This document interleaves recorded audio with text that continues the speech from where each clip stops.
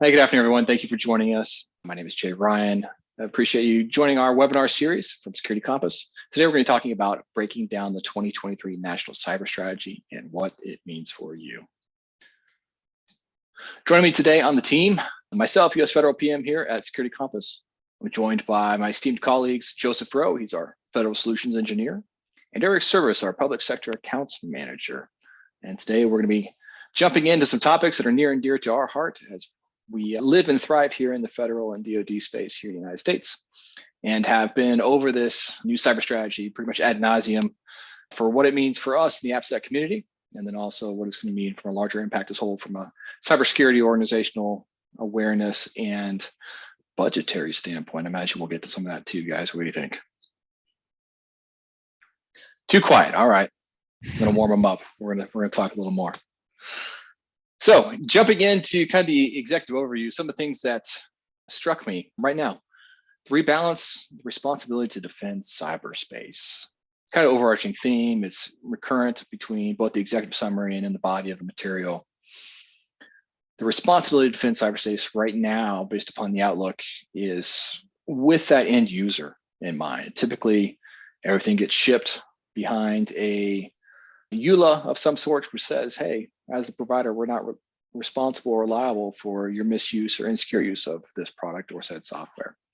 And so what we're looking at now with the new strategy is a shift to that. Eric, Joe, how do we think that's going to impact the customer base? How do we think it's going to impact folks who are the creators of software in our AppSec world? Jay, I think first off, when we look at this in the past, the challenges of adopting security and software process, they're costly, right? And a lot of times when we talk about it, there's always that trying to balance baking in security, but not being lost to the market, right? We've got to either get this new functionality out there, or when we're talking about the Fed and the DoD, they have mission critical problems that they have to consider. So there's always that balance between not slowing it down with security and then actually going in there and getting it out on time. And I think with this, we're kind of rebalancing and putting the responsibility on the people that are actually creating the software. And that's going to have ramifications. But one of the good things about this is that it does give a safe haven for organizations, if you will. If you're able to show that you have been complying with, say, that new NIST SSDF, and you're able to prove that, then some of your liability will be in a lesser state because of that. Yeah, I think we've seen that. And one of the big things you just said, though, is the time to put these things out. I do think with this newfound responsibility shift, I imagine folks will be a little more timid to put things out. There's going to be a lot more probably rigor to the pipeline and pushing products out the door. And there's probably going to be some pause as to, is this ready for prime time because of the liability exposures? Eric, thoughts on that maybe? I don't know. I'm kind of excited by all this for the world anyway. I think US sets the tone on technology and the directions that it go. You see all the great companies coming out of the US. And I'm hoping that that this administration's kind of rejuvenated focus on cybersecurity is going to inspire other governments. Say mine, for example. I'm based in Canada. Hopefully that'll inspire them to take a more serious look at their own security postures and add some enhancements based on the US's example. I temper that enthusiasm by looking at what's happened in the past. There's been other big ticket technology legislation out there, GDPR in Europe, for example. I think it still suffers from lackluster enforcement and that kind of allows a lot of companies to get away with non-compliance, with the notable exception of a few technology giants who the EU chooses to kind of make an example of, Google, Apple, Facebook, to be some of note. Yeah, absolutely. And I think you're going to see some of that timidity continue across the board for some of these bigger folks in the realignment that we're talking about here with the national strategy. The majority of our customer base is spread between Fortune 500s and also some small customer, not just in the Fed, but the small app developers and small software developers too. The impact to the smaller guy, I think, is one that's most concerning, but I think there's some mitigating factors to that too, which I think we're going to get to a little bit more in the body of the discussion. And then to your point as well, international. Canada, our neighbors to the north. We love you guys. I think we're pretty closely aligned. But this strategy does also lay out some opportunities for establishing partnerships, right? Going down the road and some of the other key points that we'll dive into as well. And I think that's an important thing for us to re-hit on too as we get a little bit further. Yeah, I got to agree. As a Canadian, I'm kind of happy to see the USA, our ally, security guarantor, as it will, kind of staying the course on what I think is a progressively more serious cybersecurity posture. And Absolutely. I kind of saw it start in 2018, where the strategy then highlighted this lack of regulation concerning emerging technologies like AI, quantum, and 5G. And we see that being built upon now, but I also see in Canada, we have since 2018 taken it more seriously too. There you go. Perfect segue. Couldn't have done it better. Building on existing cyber policy, I think, is the other emerging theme here. There's no lack of cyber policy. I think we can all agree to that. Whether you're a consumer of NIST and the different 800 series type of guidances, if you're doing SDF, cybersecurity risk management framework, if you are subscribing to a whole host of others that are out there between OWASP and several other initiatives, there's no lack of policy. But what this new strategy calls for is building upon that, and I think narrowing down. We've seen it already between things that exist with HIPAA for healthcare kind of focus. What the policy is really asking for now is specialization, I think would be the right word for take these overarching guidances and policies and niche them down for what's applicable in your life, kind of like we're used to seeing kind of an overlays. Yes, here's the overarching policy, but here's our specific overlay. Joseph, maybe talk about how that might work, the implementation of that technically, and we'll go back and forth on that one. Yeah, I would just say, as you mentioned, Jay, there's a lot of overarching policies in here. And I guess some of the challenges have been is that in a lot of cases, people aren't on the same pages. Even within organizations that we've dealt with, you have certain groups within that organization that they have their own standards that they're doing over here. And we have another group over here that's doing completely different standards.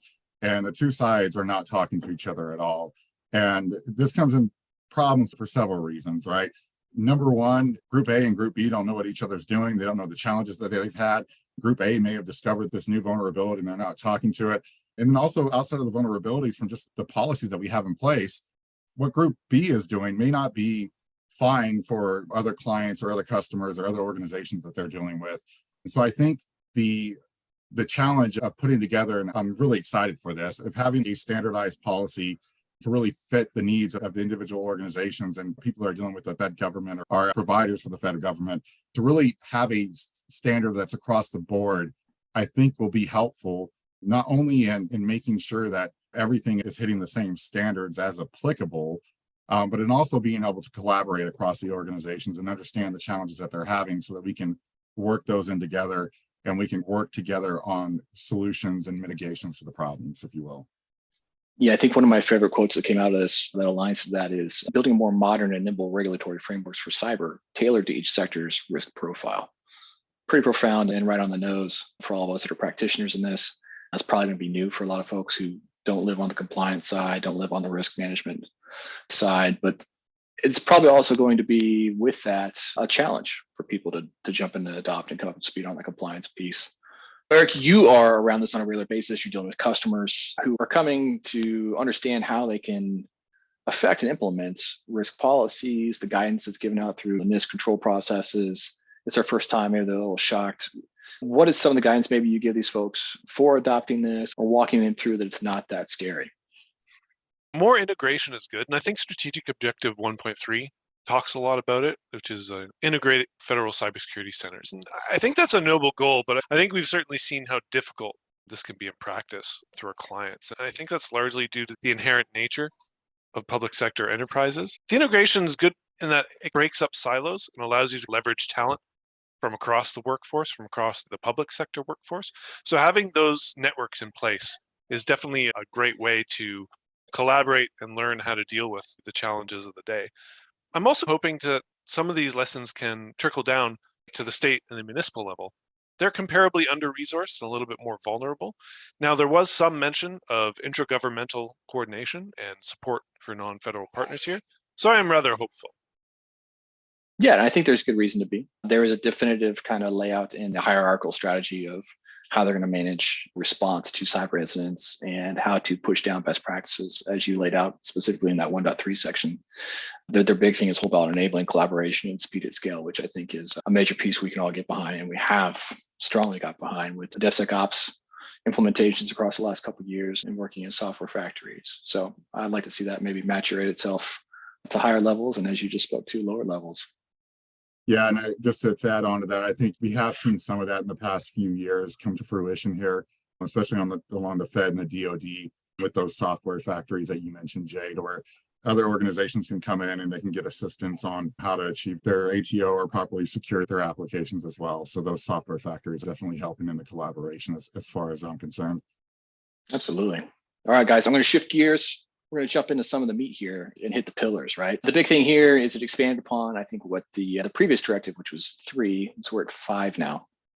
And so we'll keep it light, we'll keep it topical, but really the big one that stands out here is, of course, defending critical infrastructure. Now we're versed in customers having to do this on a regular basis.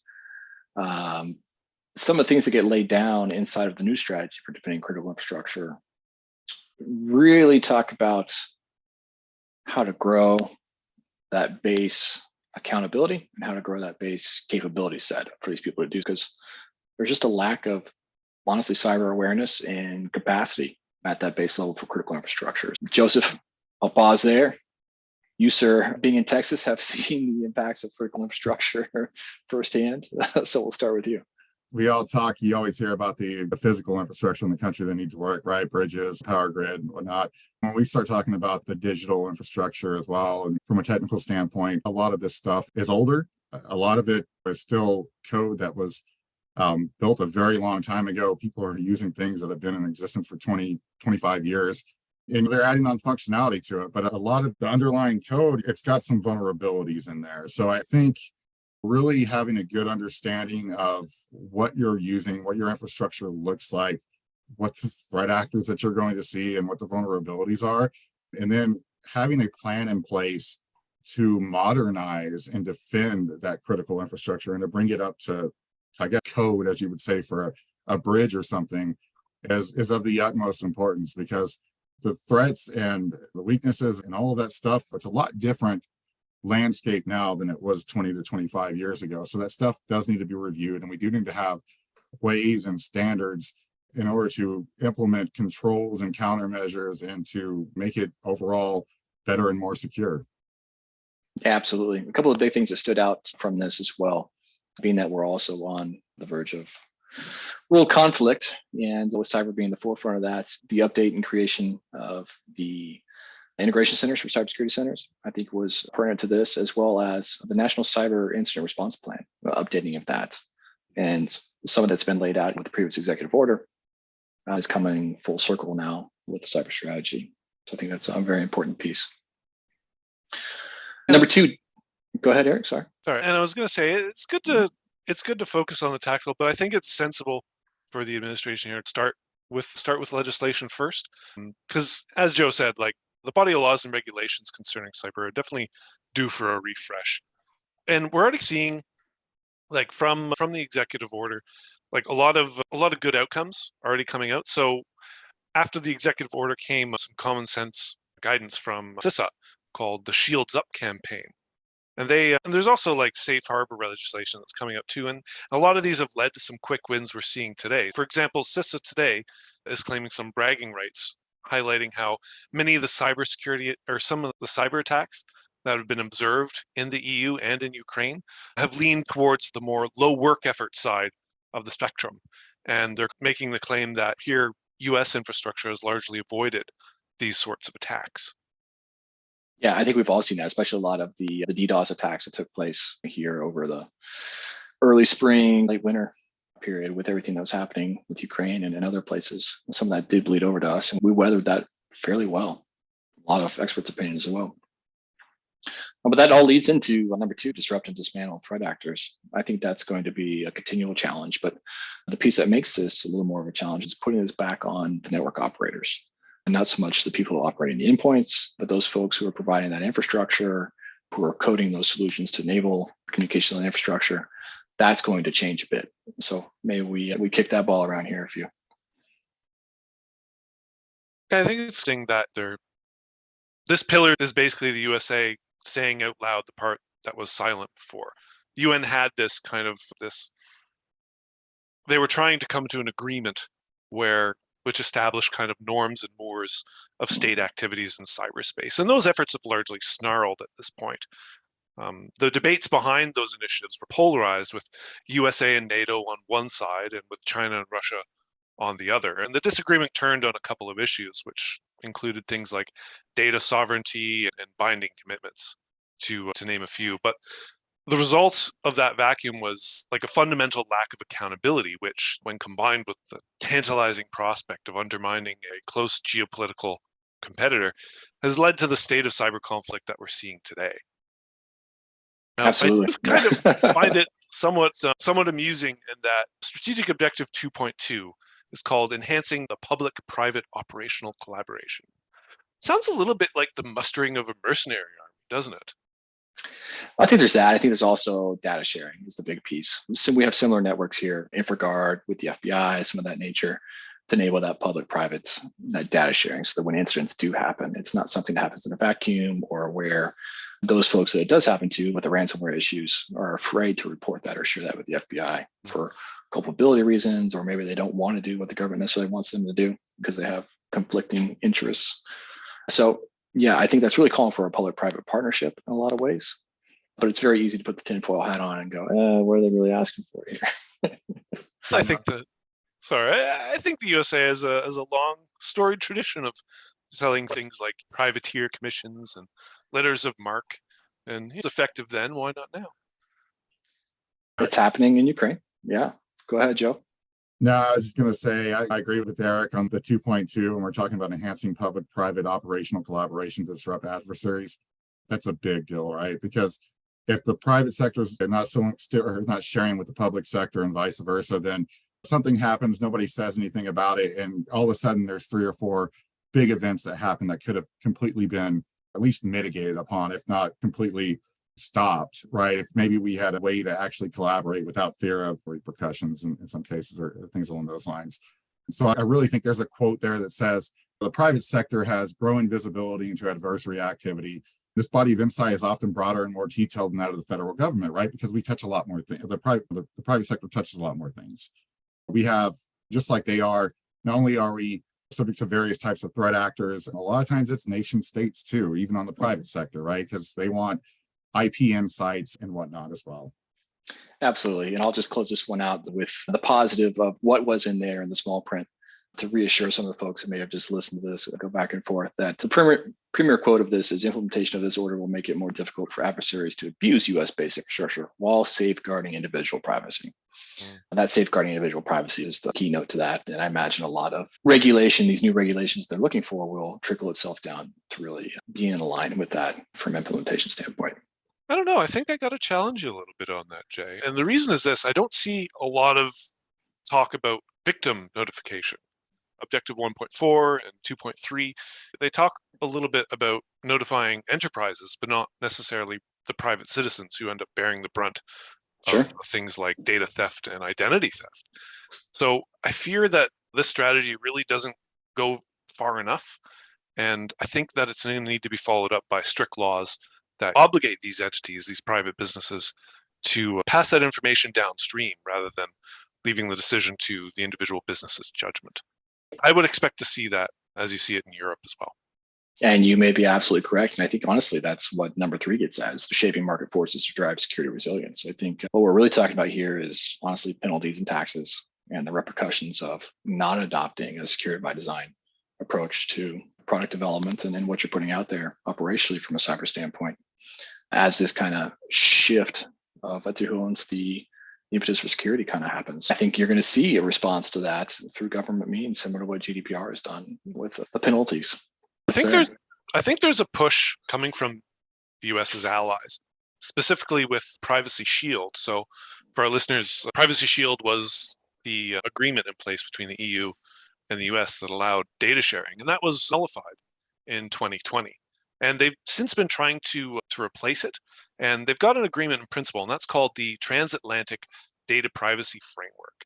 I'm hoping that this is seminal to a federal data privacy framework, which makes sense because when we're talking about cybersecurity threats tend to follow the data.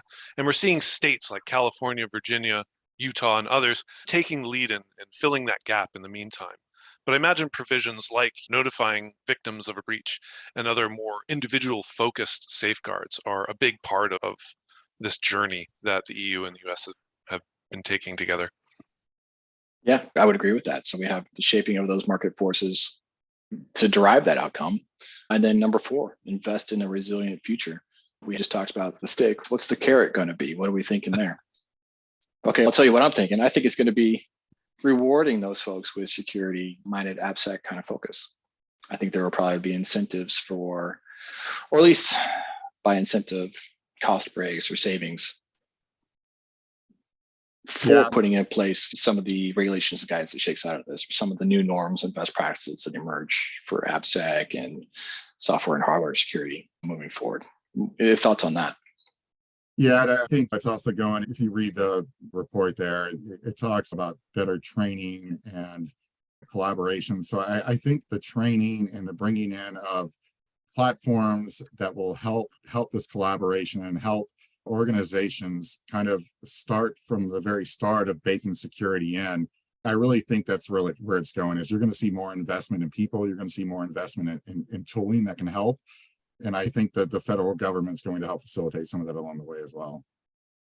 Yep. I think you're already seeing some of that too. CHIPS Act, creating helpful incentives to produce semiconductors, and Science Act, if we had to go full blown there, driving incentives for businesses to really become resilient. I think you're going to start seeing a lot of more push for that in legislative based kind of activities for sure.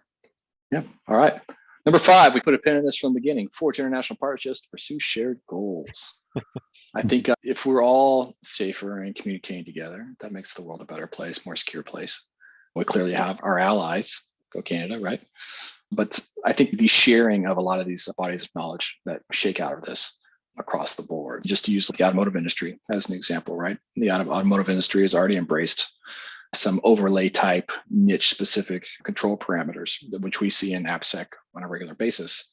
And those cross transnational boundaries, right? Because automakers are multinational conglomerates. I think that's a trend you'll see in other areas.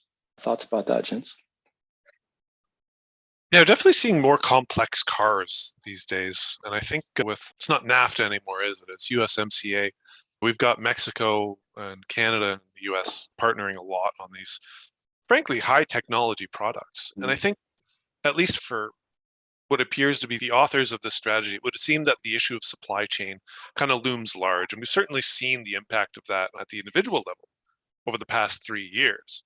And in the strategy, they scope it for IT products like software apps and semiconductors. And I think that that's definitely been a big inspiration for a lot of the objectives in this strategy here. As a Canadian, I'm quite happy to see this Pillar 5, particularly as it talks about the collaboration with allies. I'm eager to see ways that the nations partner together to, keep things secure over here.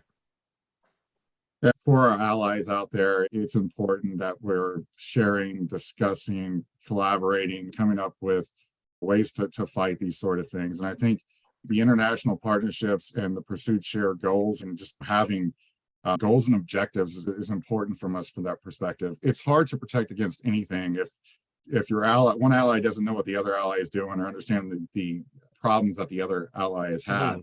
Or even has the same standard. Very hard to work towards a common goal when two things are going off in two totally separate directions. Yeah, in the AppSec world, we definitely see that with NIST. The good majority of our ally partner nations have adopted NIST, frameworks for control pieces. A lot of it's been culminated in ISO standards. I think we'll continue to see that happen, and that'd be a primary mechanism for that. But then also with the kind of reduction in globalism and bringing back home manufacturing or centralizing those manufacturing capabilities, that's directly going to be impactful to software development and secure software creation, because all things are software these days. Hardware is great, but it's probably got some fundamental aspect of software driving it. Pursued shared goals is going to be important in ensuring that's a secure future. All right, good thoughts, gents. All right, so impact to industry. This is a big one, and we hinted at this in the beginning, but shifting the liability for insecure software products and services, putting that back on the creators, the operators, no longer those end users. What are some of the tactical things that can be put in place now for people to prepare for this shift? What are some of the practices, best practices, things that maybe we see on a regular basis or implement on a regular basis that other folks may not be doing or be aware of? I think number one is that, or specifically anyone that's supplying to the federal government, the Department of Defense, is going to have to comply with these sort of things. And like I said, there's always ramifications and challenges of this. And I'm sure it's going to be frightening for a lot of organizations that are developing software because they're worried that this is going to come back on them. But software liability has always been a thorny issue across the board. And I think, thankfully, if you read this report, they're introducing the concept that I kind of mentioned earlier of a safe harbor, right? Which is saying that, hey, if you're selling into the federal government or you're doing this, it needs to comply with, say, the NIST SDF or the new executive order or what have you.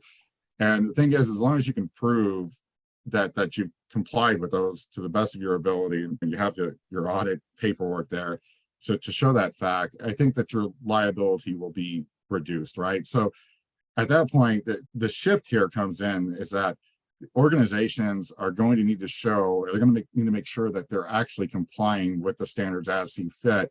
And they're going to have to show that, and they're going to have to be able to go back and show the work on that. But that will protect them in the long run, as opposed to where if they're not complying with these things and then something goes wrong, it's ultimately going to fall on them. I agree. I think there's a lot to be learned from what's happening in the federal government now with software factories, the creation of the CI/CD pipelines that have been essentially CATO'd or continuous authority to operate, where the assessors are validating the people, process, and technology to allow for secure software to exit the end of that pipeline, ready to go into production and consumption. I think there's a lot that the individual practitioners in the commercial space will be able to do to mimic that process and to mimic that hardware setup, so that when they put it out there, they have a package that's ready for consumption by the Fed in line with that SSDF. So rapidly they can find themselves ATO'd, rapidly they can share that data with anyone else who may have concerns about their posture. That's definitely one piece. The other thing I'm excited about is, and Eric, I'm going to pitch this one softball over the fence at you, but the tactical application of threat modeling. I come from a risk background and a larger hardware software integrated world. And I wish that we'd had threat modeling as a concept when I was playing 10, 15 years ago. Granted, it was, I'm sure, around, but it wasn't something that was in regular practice. And it wasn't something where there were dedicated tools to being able to do it and streamline it. So how do you think maybe threat modeling could play in the ability to mitigate the liability that's now going to be on the shoulders of those people producing? I think threat modeling has a bit of a reputation amongst the business leaders who are involved in cyber, and that it seems soft. When you have a scanner like a SAST or a DAST, that seems like you're getting hard, measurable facts. You can use that for your audit, and the outcomes, at least you did your due diligence with these engineering approaches. Now, with the liability kind of shifting over to the makers of software, results are going to matter a lot more than just exhibiting that you did your due diligence. So you're going to need to take on a more holistic approach to making your software secure. And maybe that involves more qualitative approaches like threat modeling to make sure that for your own purposes, that not only have you scoped out the application and the threats that might apply to its attack surface, but you may also even see the value of sharing these diagrams throughout your cyber ecosystem. So your security operations center engineers, your risk engineers, your architects, these artifacts can be of great use throughout the organization and overall improve your security posture. Nope, agree. So what is the future of secure software development? A loaded question. There's a lot to unpack there. I think threat modeling is going to be a really big part of it. It primes everybody involved. It brings the organization together. All the stakeholders who are involved in making a software app, it affords an opportunity to bring them together and take a look at what problems could arise before you've even built the system out. You can have your choice of risk mitigation or acceptance or elimination. You can make those choices early without expending limited and expensive developer time. So I think threat modeling will be a very big part of it. I think having security baselines will also be a big part of it, particularly in the federal sector, where there's a lot of rigor and regulations to follow. And being able to demonstrate that you've met that baseline is going to go a long way to getting projects approved and running for the long term. Yeah, I would agree with all three of those points, Eric. And I think one of the things that we need to think about is to make this easier on the developers as well at the same time. Because we can tell them what to do, but we need to work on, and this covers a lot of that, things like training, right? Or getting the right collateral in their hands to help them implement something correctly. And the threat modeling piece is a big portion of that, because we can understand real quickly the threats and the weaknesses. We can talk about threat actors, but we really got to give it in the hands of the developers of what they actually need to do to implement this correctly. So that's another way that we can help this going forward, is training and the proper training and items that they need to implement what they need to do correctly the first time. Yeah, I agree. The adage and approach of security has always been that security is an onion.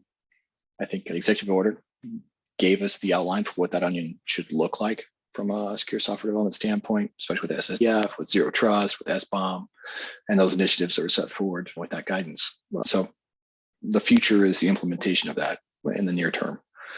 I think it's a great roadmap. I think it has teeth. I think when they figure out how they're going to put those teeth in place, people will shift and move to that, and that will become the future posture of a more hardened secure software development approach for the United States and for our allies and partners. But it's, again, just in the near term, figuring out what that teeth is going to be. I think some of that's laid out inside of the national strategy here in the way that authorities go. I think you're going to see probably assignment of that to some different entities within the executive group. I think Department of Commerce, other folks are going to come in and be the regulators and the ones that hand out the lashings with the stick, so to speak, for the new liability. But as we see that take shape, I think you're going to see a rapid momentum of people moving towards what's already laid out on the table. I think we're already seeing that with FDA. They're already on the board with their recent guidance. New medical devices to be approved need to follow secure software guidelines. Yeah, that's a great point, Eric. I think that the faster the people in the commercial space shift and change and, I guess, align themselves with this approach, the less painful it's going to be for those folks moving forward. So I think the early adopters will probably be the ones that benefit the most from understanding what's happening here. Having that regulatory moat will give you a different competitive advantage. There you go. So perfect segue. That leads me to what could be done now to align to this shift. Guidelines, advice. The standards have already been laid out. I think organizations need to look at this and decide how they can best comply with it, because ultimately it's going to be in their best interest. So I think we need to look at from the perspective of really digging into their individual software development life cycles and what that looks like, seeing where there's gaps and where they need to do better work, seeing how they can better align to this, and ultimately training of their people and really having the people understand what the standard is and what the new requirements are. I think that's ultimately very important. And there's no shortage of these regulations that you have to adhere to, particularly if you're a multinational. The US has got a bunch, the EU has a bunch. I think a lot of successful conglomerates will find some sort of harmonization of all the regulations that they need to adhere to. And I think it's very important in such circumstances to make sure that guidance is going out to the people who need to implement it and in a way that's digestible for them and speaks their language. That's very important right there, is in a way that's digestible to them and that they can really understand what they're being asked to do. Because a lot of times there's a disconnect between security teams and development teams, and even compliance teams and security teams and development teams. And the whole big talk of this has been collaboration. That's really important to this being successful. Yeah, the adoption of DevSecOps, I think, is streamlined that for a number of folks. And we have some great reporting back from our federal survey on the adoption of DevSecOps. That's going to drop here at a later date. But we're seeing great numbers trending in the right direction, whereas people are leaving behind old school waterfall approaches. I think you see a number of commercial folks who are adopting DORA metrics and an approach there. So that collaboration is happening, that rapid integration of security being front loaded, shifting all the way, not just left, but to the beginning, which we are strong proponents of, I think is happening at a much greater pace on a day-to-day basis now. And that makes me happy to see as a security guy. For those that may be watching and wondering what's happening now, go and find out what is happening with your DevSecOps community. Go and find out what is happening with your regulation guys and your regulation requirements, and pull your team together. Start doing it now. Don't wait. Be an early adopter. And I think that will limit the impact, if any, that this new move is going to shift in regulation will have for folks. And I think in my experience, in the time that I've been doing in this sector here, is that it has made big strides to that. the amount of people that are thinking, hey, what do we do at the design phase to secure this software so it's done right in the first place, is way different than it was even 5 years ago. It's already been a huge shift, and I hope that this will shift it even further. Absolutely. All right. There we go. We made it to the end. So if you watched along with us, appreciate you joining us. Feel free to check us out at securitycompass.com. We are the makers of SD Elements, your tool for compliance and all things threat modeling and cybersecurity for AppSec. So we appreciate you joining us and welcome any questions you may have or feedback you may have. Thank you.